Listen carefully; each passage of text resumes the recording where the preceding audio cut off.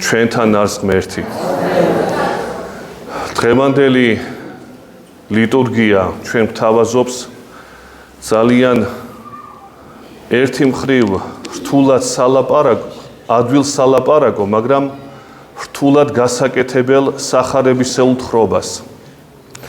ძალიან კარგად არის ცნობილი ქადაგება მთაზე ასეთი ეპიზოდი მათეს სახარებიდან, მაგრამ შემოკლებულად რაც მათესთან არის ნათქვამი, ასევე გვხვდება ჩვენ ლუკა მახარებლის მე-6 თავში. დღეს რაც წავიკითხეთ, შეიძლება იწოდებოდეს ოქროს წესის ზნეობრიობისა. რა წესია ზნეობრიობისა? რას ნიშნავს ძალიან მოკლედ ურთიერთობა ადამიანებთან? რას გვეუბნება მაცხოვარი? გვეუბნება ძალიან მარტივად. გაუკეთეთ სხვას ის, რაც გინდათ, რომ გაგიკეთონ თქვენ. ძალიან მარტივი. მაგრამ რომ დაფიქრდე, რამდენად ვცდებით ხოლმე ჩვენ ამ ყოველივეს, და ამ დროს ძალიან მარტივად ვცდებით და ცოდვაში ვარდებით. გინდა რომ შეურაცხყოფა არ მოგაყენონ. შენ მიაყენებ შეურაცხყოფას. გინდა რომ უყვარდე, შენ გიყვარდეს ჯერ. ეგოისტი რო ხარ ადამიანი და გინდა რომ ადამიანებმა კეთილი მოგაგონ. როგორ გამოვა ეს? ერთი მწერალი ამბობდა, ისე ზოგადად ამბობდა ესეთ რამეს, რომ ადამიანი ხანდახან ამბობს, რომ მე მეგობარი არ ამყავსო. და რა გაინტერესებს შენ? არაფერი ეუბნება ის. შესაბამისად მეგობარი არ გეყოლება, იმიტომ რომ შენ არ გაინტერესებს არც არავინ და არც არაფერი არ გაინტერესებს. ჯერ შენ თვითონ დათესე რაღაც სიყვარული მეორე ადამიანში. შეიძლება საპასუხო ვერ მიიღო, მაგრამ ვიღაც გამოჩნდება შენი ჭკუისა, რომელიც გამოგეხმაურება ამაზე. ადამიანი ჩაკეტილია საკუთარ ეგოში და ამბობს, მე ხალხს არ ვუყვარ, იმიტომ რომ სამართლიანი ვარ ძალიან და ასე შემდეგ. აი ძალიან მარტივად, მაგრამ როგორ ვცდებით ხოლმე ამ ოქროს წესს. სხვათა შორის უნდა აღინიშნოს, რომ ქრისტიანობის გარდა სხვადასხვა რელიგიებშიც არის ესეთი გამონათქვამი, მაგრამ ნეგატიურად არის წარმოდგენილი. ნეგატიური რას ნიშნავს? თუ მაცხოვარი ამბობს, რომ თქვენ გაუკეთეთ სხვას, რაც გინდათ რომ გაგიკეთონ, ანუ ეს პოზიტივისკენ მოგიწოდებს, გაკეთებისკენ მოგიწოდებს. სხვა რელიგიებში და ფილოსოფიურ მიმდინარეობებში არის ესეთი გამონათქვამი. არ გაუკეთო სხვას ის, რაც არ გინდა რომ გაგიკეთონ. ასეთი, მაგრამ იდეა რა არის? მოყვასის სიყვარულია ორივე შემთხვევაში. რომ სხვა დაინდე თუ გინდა რომ შენს იმავენაირად მოგექცნენ. შენ გიყვარდეს რომ მიიღო საპასუხო და ასე შემდეგ. და მე გრძელდება ამ ზნეობრივი დარიგების შემდეგ ესეთ რამეს ამბობს მაცხოვარი, რომელიც გაცილებით რთულია შესასრულებლად. რა მადლი არის თქვენ და თუ კი მხოლოდ ისეთი ადამიანები გეყვარებათ, ვისაც თქვენ უყვარხართ. რა არის მადლი აქ? მადლი ამ შემთხვევაში მადლი ღვთის მადლი კი არ ნიშნავს. რაღაცა რა არის სასიკეთო აქ? იმიტომ ცოდვილებიც ასე იქცევიან. მაგრამ თქვენ გეტყვით მე, გიყვარდეთ მტერნი თქვენი და კეთილსა უყოფდეთ მოძულეთ ამა თქვენთა და ილოცებდით მათთვის, რომელი გმძლავრობენ თქვენ და გდევნიან თქვენ. რაითა იყოთ ძე მაღლის, რამე თუ მამაი თქვენი, იყვენით მოწყალენი, რამე თუ მამაი თქვენი მოწყალი არს. ძალიან რთულად გასაგები სიტყვები. ამას ჩვენ ადრე ვეხებოდი და ახლა აღარ გავიმეორებ, რას ნიშნავს და როგორ. უბრალოდ ეს ზნეობრივი კანონი, რაც ჩვენ ვთქვით და დანარჩენი რაც მოვყევით, შეიძლება ერთ სიტყვაში დავტიოთ. ანუ როგორები უნდა ვიყოთ ჩვენ ქრისტიანები ამაზეა საუბარი. და ორ სიტყვაში როგორ შეიძლება დაიდიოს? თქვენ ხართ მარილნი სოფლისა. სხვა ადგილას დღევანდელ სახარებაში არა. სხვა ადგილას მაცხოვარი ზუსტად ამას ამბობს. თქვენ ხართ მარილნი სოფლისა. უკე თუ მარილმან მარილობა დაკარგოს, რაღაცში ვარგა იგი. მხოლოდ განსაშორებლად, განსაგდებად. არაფერში აღარ ვარგა. მინერალზეა საუბარი. შაქარივით უნდა იყო თუ არა? თქვენ ხართ მარილნი წუთი სოფლისა. რატო მარილი? საერთოდ ბიბლიაში მარილოვნების შესახებ ძალიან ცოტაა საუბარი.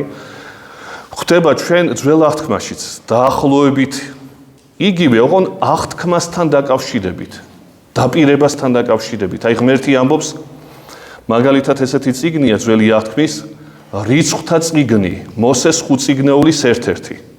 ღმერთი ამბობს, რომ მარილის აღთქმას დავდებ შენსა და შენს შთამომავლობას შორის. რა მარილოვნება, რა შუაშია. ან მეორე, ეს არის ნეშტთა წიგნი, მეორე, ასევე ძველი აღთქმისა.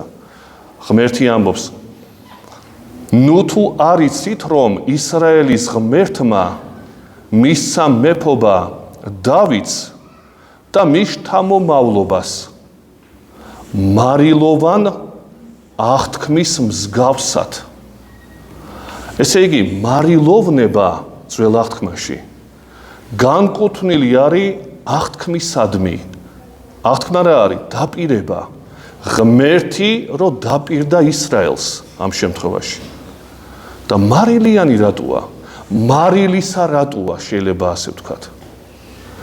მარილი ყოფით ცხოვრებაში რო ავიღოთ ჩვენ, რო გადმოვიტანოთ, ორი კომპონენტისაგან შედგება ჩვენ ცხოვრებაში. პირველი გემოვნებისათვის და მეორე ხრწნილებას რო გადაურჩეს რაღაცა.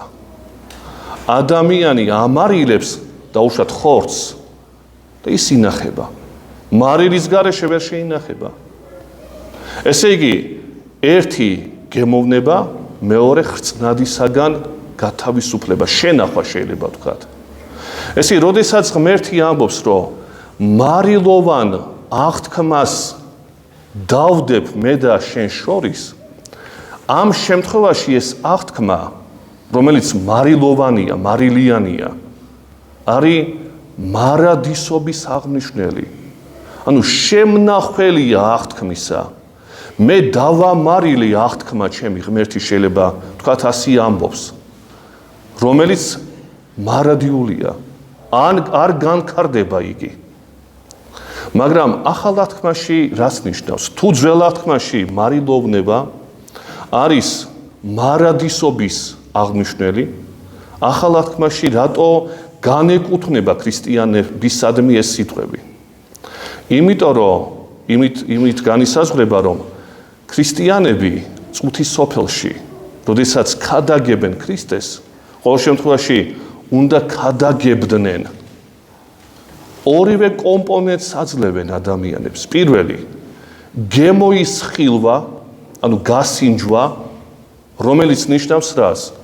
რომ მე რო შენ გიქადაგებ, შენ რომ მისმენ მე, ნამდვილ და ჭეშმარიტ გემოვნებას გაძლევ, რაც მარილს ახასიათებს. ეს პირველი. და მეორე, ქრისტიანმა თუ სხვას არ უთხრა რა არის კეთილი და რა არის ბოროტი, წუთის სოფელი სულ გაიხსნება. ეს ძალიან კარგად მოგვიხსენება ჩვენ. წუთის სოფლის ვნებები დამანგრეველია ყოველთვის. ვნება აღმაშენებელი არასოდეს არ არის. აი მაგალითად, სოდვა რატო თიშავს ადამიანებს?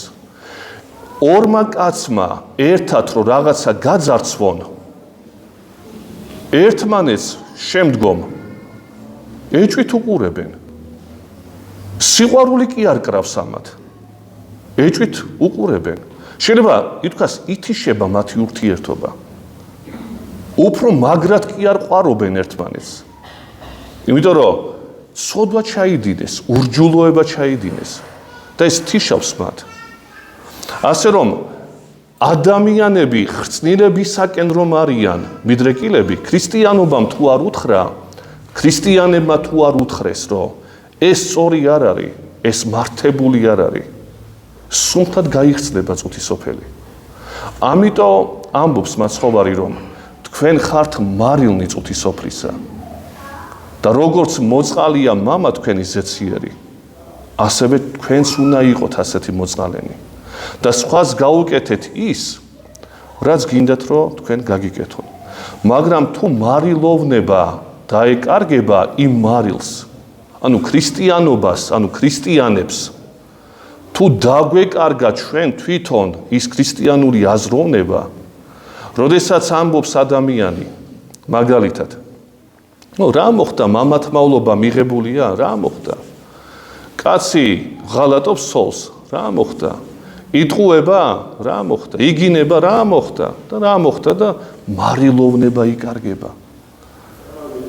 და ნელ-ნელა ეს ყველაფერი შენ მარილოვნებასაც დაგაკარგინებს და სხვასაც ბუნებრივია რაღაც უკადაგებ. თუ შენ თვითონ მარილოვნება არ აქვს, თუ შენ თვითონ უზნეო ხარ სხვა ზნეობას, როგორ უკადაგებ, ეს ხო ბუნებრივია.